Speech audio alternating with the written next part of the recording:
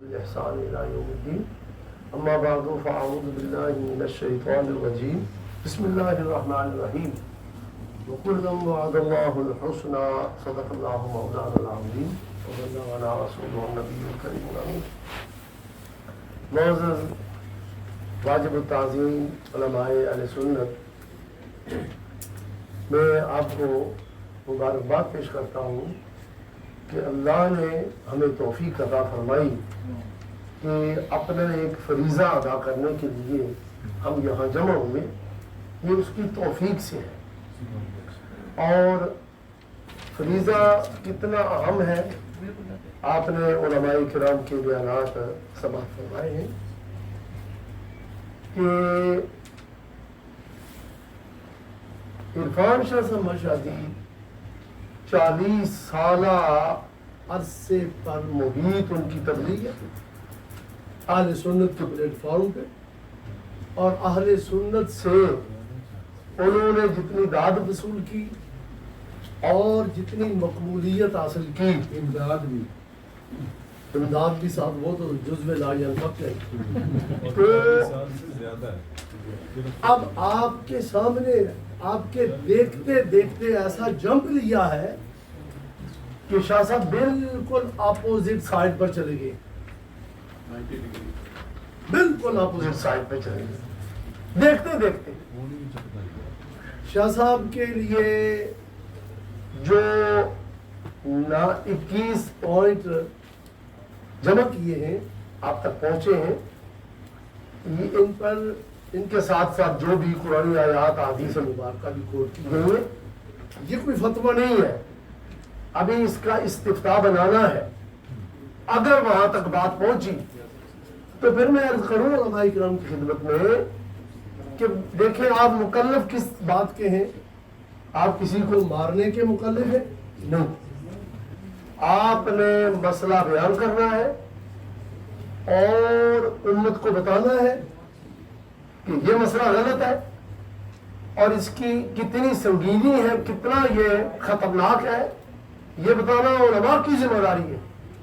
اور ہر دور میں علماء بتاتے رہے، تو نیا کام نہیں، ہر دور میں علماء بتاتے رہے.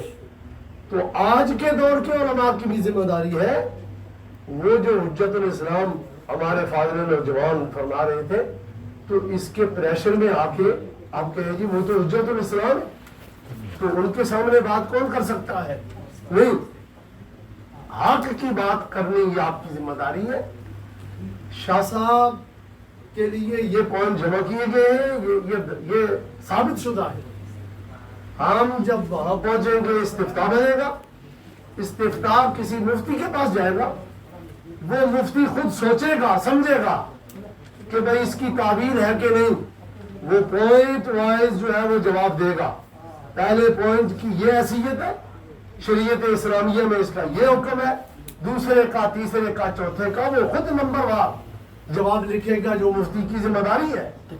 ہم بریلی شی بھیجیں گے اور بڑے بڑے مراکز میں بھیجیں گے، یہاں بھی مفتی لکھ سکتے ہیں، لیکن اگر لکھے تو ویریفائی ہو جائے تو بھی ٹھیک ہے، لیکن ہم وہاں بھیجیں گے، یہ بھی اچھی بات ہے.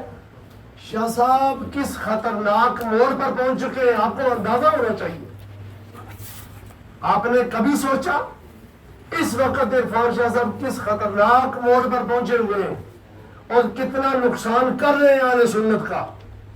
اس کا اندازہ ہونا چاہیے.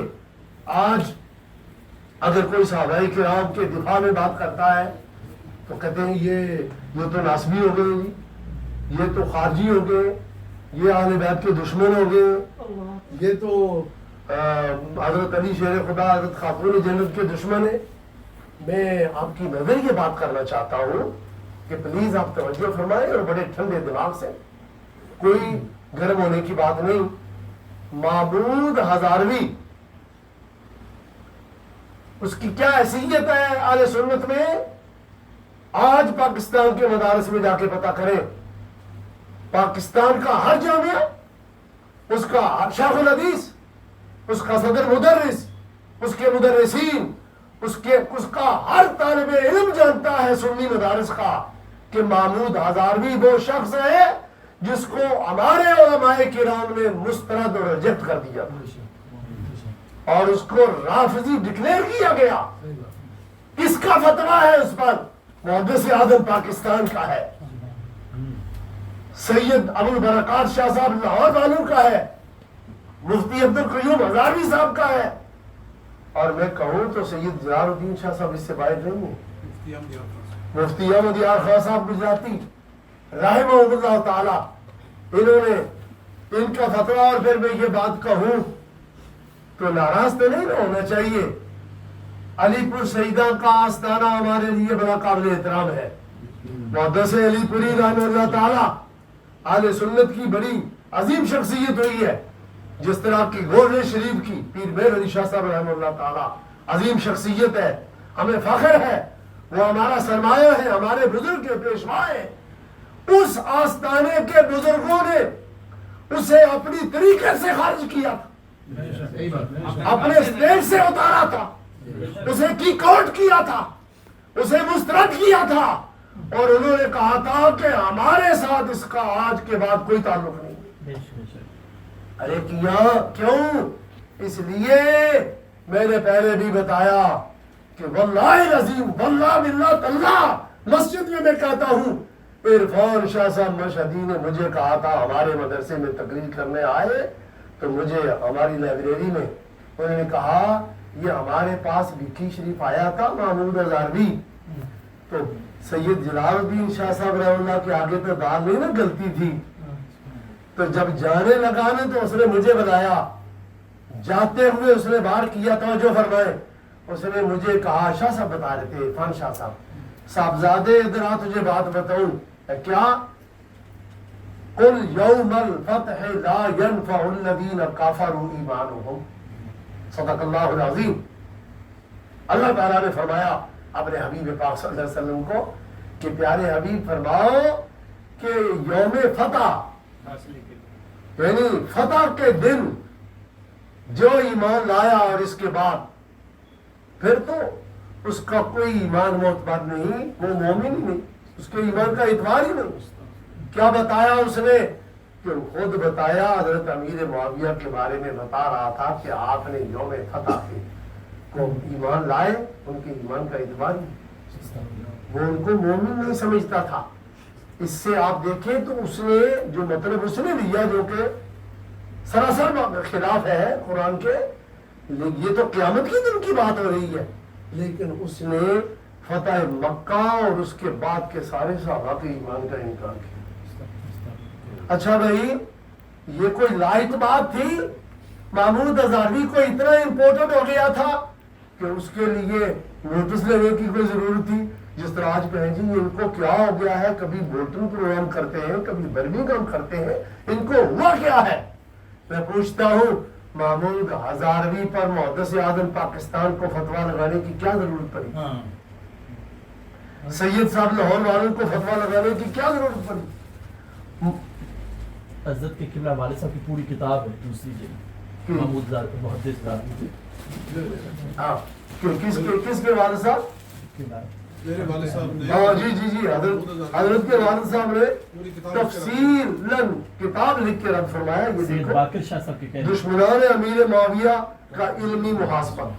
اب دیکھیں کہ ہمارے اکابرین مفتی عبد القیوم ہزاروی جو ہزارہ علماء کے استاد ہیں, محدث اعظم پاکستان کے ساتھ کوئی نسبت جوڑے فخر کرتا ہے. بھائی انہوں نے رد اس لیے کیا کہ آنے والے بچوں خیال کرنا ہم تمہاری حفاظت کر کے جا رہے ہیں. انہوں نے مسلک کی اور عقیدے کی حفاظت فرمائی کہ ایسے شخص کو کک آؤٹ کیا کہ جو صحابہ کا دشمن ہے وہ تو اہل سنت کو تباہ کر دے گا اگر اسی طرح سننے میں گھسا رہا. اچھا وہ کون؟ سید محدث اعظم پاکستان کو بتا رہا ہے کہ یہ سید ہے. اچھا ابو الاعلیٰ مودودی سید نہیں, انور شاہ کشمیری کی برسرے یہ بات آ گئی. میں عرض کروں انور شاہ کشمیری مانا ہوا دوسرے فرقے کا عالم ہے, اور وہ کون ہے؟ سید ہے. اور فیض الباری شرح بخاری میں ذمہ داری سے کہتا ہوں, ہم بخاری پڑھا رہے ہیں, اس میں ہم نے نوٹ لکھوائے اپنے طالب علموں کو اس نے امام حسن رضی اللہ تعالیٰ عنہ کو کمینہ کہا ہے. سنا؟ یہ بھی سید ہے. کیا کہو گے تم کہ سید ہے جو مرضی ہے کہتا رہے؟ رسول اللہ کی شریعت کا ہر شخص پابند ہے. ہر شخص پابند ہے، شریعت کا تابع ہے. جو اس سے بغاوت کرے گا وہ اسلام سے نکل جائے گا، کیسے باشد کوئی بھی ہو. تو جو امام حسن کی توہین کرے اس کی گنجائش ہے اہل سنت میں. اہل سنت کا عقیدہ پہلے ضروری ہے. اور میں یہ بات بھی آپ کو بتا دوں، اسی محمود ہزاروی کا لڑکا، کلپ سن لینا، وہ تقریر کر رہا ہے ایک پروگرام میں تو اعلیٰ حضرت پر برس رہا ہے. اعلیٰ حضرت پر برس رہا ہے. میں ان تمام خصوصاً رضویوں کو متنبہ کرنا چاہوں گا، فتاوی رضویہ کے دل دادا کو متوجہ کرنا چاہوں گا کہ اعلیٰ حضرت پر برستا ہے اور کہتا ہے ایمان ابی طالب کے یہ خلاف ہیں اور ادب ایمان ابی طالب کی بات کرتے ہیں. ایک شعر کو بطور دلیل فتاوی رضویہ میں لایا گیا. وجہ یہ ہے کہ اصل میں یہ اہل بیت سے دشمنی ہے، یہ حضرت علی کے مخالف ہے. یہ بندہ اعلیٰ حضرت کو کیا کہہ رہا ہے کہ اہل بیت کا دشمن ہے، حضرت علی کا مخالف ہے. یہ اعلیٰ حضرت کو کہہ رہا ہے سنیوں جن کے نام سے تم زندہ ہو تم ان کے دشمن کو پہچان نہیں سکتے. آج ان پر پھول برسائے جا رہے ہیں. اور دیکھو عزت رسول و بطول کا نفس میں جب محمود ہزاروی کا یہ بڑا اور چھوٹا بیٹا آئے تو عرفان شاہ نے خود ان پر پھول برسائے. آپ پوچھ نہیں سکتے کہ جو اعلیٰ حضرت کو اہل بیت کا دشمن قرار دے رہا ہے، حضرت علی کا مخالف، تم ان پر پھول برسا رہے ہو. اب تمہاری سنیت یہاں پہنچی ہے، تمہارا حجت الاسلام کا خلاصہ یہ کھلا ہے. اور یہ آج ہمیں کہتے ہیں کہ یہ اہل بیت کے دشمن ہیں. دیکھیے اہل بیت ہمارے نزدیک پہلے بھی علماء بتا چکے ہیں بھائی، ہمارے اعلیٰ حضرت عظیم البرکت نے ہمارے پہلے سابقین اکابرین کی عبارات کا اور قرآن و حدیث کا کو جمع کر کے یہ ایک شعر ارشاد فرمایا کہ اہل سنت کا ہے بیڑا پار، اصحاب حضور نجم ہے اور ناؤ ہے عطرت رسول اللہ. تو یہ ہمارے نزدیک صحابہ کرام کا دشمن بھی مردود اور جہنمی، اہل بیت اطہار کا دشمن بھی مردود اور جہنمی ہے. صحابہ کا دشمن یہ رافضی ہے، اہل سنت سے اس کا بھی کوئی تعلق نہیں. اور اہل بیت کا دشمن خارجی ناسبی ہے، اہل سنت کے ساتھ اس کا بھی کوئی تعلق نہیں. اب میں آخری جملوں کی طرف جا رہا ہوں. اب شاہ صاحب کے خلیفوں کی باتیں سنیں تو اب جو اصل ہے جو وہ فیض چھوڑے گا خلیفوں نے وہی تقسیم کرنا ہے. اب وہ یہ تقسیم کر رہا ہے کہ یہ کہنا ہر صحابی جنتی ہے، یہ جائز ہی نہیں. تو آپ نے سنا اب وہ کتابوں کی باتیں کرتا ہے. ارے بے وقوف احمد، قرآن پر، قرآن میں کیا ہے؟ کل وعد اللہ الحسنہ کا معنی کیا ہے؟ ہر ایک. مفسرین کیا فرما؟ کل واحد، اور مفعول مقدم ہے، مفید حسن ہے. اللہ فرماتا ہے میری بلاغت کے اعلیٰ مرتبے پر جو کلام ہے اس میں میں اپنے حبیب کے صحابہ کی عظمت یوں بیان کرتا ہوں کہ کسی کو شک ہی نہ رہے، میں نے ہر صحابی کے ساتھ جنت کا پکا وعدہ کر دیا. کل وعد اللہ الحسنہ. اور یہ شرح الجوہرۃ التوحید یہ ہمارے نوجوان حضرات عرب میں رہے ہیں. عرب دنیا میں یہ نصاب میں پڑھائی جاتی ہے، عقائد کی کتاب ہے، معتبر ہے اور بڑا عظیم عالم ہے جس نے یہ جو شرح کرنے والا جوہرۃ التوحید کی شرح، اس میں نے جملہ پڑھا، انہوں نے لکھا الصحابۃ کلھم فی الجنہ. ماشاءاللہ. الصحابۃ کلھم فی الجنہ، ہر صحابی جنتی ہے. اور اس کے اندر سمجھیں جب الصحابۃ کلھم فی الجنہ جو کہہ رہا ہے اس میں حضرت علی شیر خدا موجود ہے، حضرت فاطمہ الزہرا رضی اللہ تعالیٰ عنہ موجود ہے، امام حسن موجود ہے، امام حسین موجود ہے. کیوں؟ اس لیے کہ وہ اہل بیت بھی ہے اور صحابہ بھی، صحابہ کے اندر بھی وہ داخل ہے. جو اہل سنت کا تو یہ اعتقاد ہے اب رہی یہ بات کہ ان لوگوں کو تم نے اپنا ترجمان بنا رکھا ہے تو اہل سنت کو تو پھر بہت فیض ملے گا کہ تم کسی صحابی کو جنتی مانو ہی نہیں. اچھا پھر اور تبلیغ اب رخ کس طرف چل پڑا؟ بالکل اپوزٹ سائڈ آ رہا ہے رخ. وہ دیکھیں کہ اب یہ اہل بیت کے افراد کو نبیوں پر فضیلت دے دیں. یہ میں آخری جملوں کی طرف جا رہا ہوں. یاد رکھیں ان کے ان نکات میں موجود ہے اللہ کی گستاخی بھی ہے, رسول اللہ کی گستاخی بھی ہے, جو کفر ہے اور بھی چیزیں کفریہ ہے, عقائد اہل سنت کے خلاف بھی باتیں بہت سی ہے. یہ جب جس مفتی کے ہاتھ چڑھے گا نا وہ دودھ کا دودھ پانی کا پانی کرے گا. دنیا میں مفتی بہت ہیں, کوئی ڈنڈی نہیں مار سکے گا انشاءاللہ. اور اب یہ غیر نبی اہل بیت کے افراد کو نبی پر فضیلت دے رہے ہیں. آپ کیا اس کو لائٹ نہیں سکتے ہیں؟ دیکھیں کہاں کہاں انہوں نے کہا جو عزت رسول و بطول کا نفذ کی نا ناصر باغ لاہور میں, کلپ نکال کے دیکھ لیں. اچھا ان کے بڑے بھائی نے وہاں کیا کہا؟ اس نے کہا کہ اس خطۂ ارضی پر, اس قرائے ارضی پر, اس بزم کائنات میں رسول اللہ صلی اللہ علیہ وسلم کے بعد سب سے اونچا مقام حضرت خاتون جنت کا ہے. اب بات سمجھ گئے. اور پھر وہ تو مزید تشریح کر رکھی ہے اس نے کہ حضرت علی سے روحانیت میں اونچا مقام ہے. اب یہاں آپ کو یہ بات سمجھ آئی؟ مولانا ضیاء الاسلام صاحب سے میں عرض کروں گا کہ اس جملے میں یہ بات سمجھ آئی کہ حضور کے بعد سب سے افضل کا مطلب کیا ہے؟ انبیاء پر بھی فضیلت ہے نا اس میں. سب سے افضل حضور کے بعد تو انبیاء پر فضیلت ہوئی کہ نہ ہوئی؟ بیان ہوا کہ نہ ہوا؟ صریح الفاظ ہے کہ نہیں؟ ایک بندہ اپنی بیوی کو کہتا ہے کہ انت طالق کچھ بھی نہیں ہوا, جی کچھ بھی نہیں ہوا. پھر کیا ہوا کہہ دیا؟ انت طالق سلاسن کہہ دیا تو بھائی کچھ ہوا. بھائی لفظ ہی بولے کچھ بھی نہیں ہوا, کیا ہوا جی؟ یہ لفظوں سے ہی تو ساری باتیں ہوتی ہیں. اب اس کانفرنس کے اندر یہ جملہ بولا ہے, اس جملہ کی کیا حیثیت ہے, کیا حیثیت ہے اس کی؟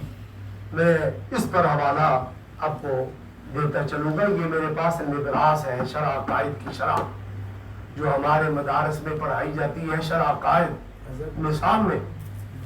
اس کے پر یہ میں عقیدہ آپ کو عرض کر دوں کہ غیر نبی کو نبی پر فضیلت دینی یہ کیا چیز ہے, کیا حیثیت ہے؟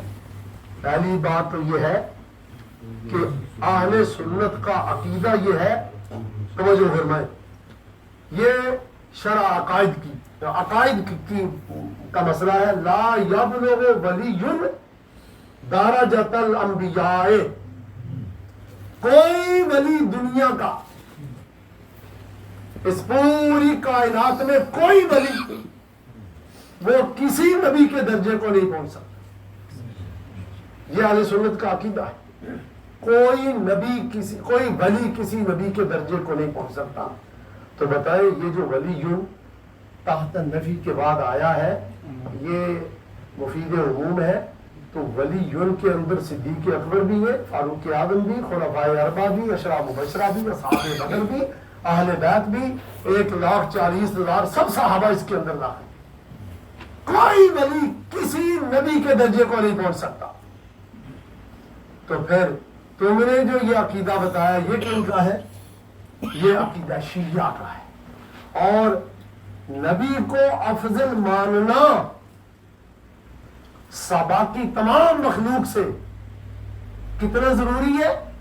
صاحب نبراس فرماتے ہیں وَقَوْنُ أَفْضَلِيَّةِ النَّبِيِّ مِنْ ضروریات الدین. نبی کو افضل ماننا باقی ساری کائنات سے یہ ضروریات دین میں سے ہے. فرماتے ہیں کان الحکم بالکفر صحیحا, اب جو بندہ اس کے خلاف عقیدہ رکھے اس پر کفر کا فتویٰ حکم لگانا صحیح ہے.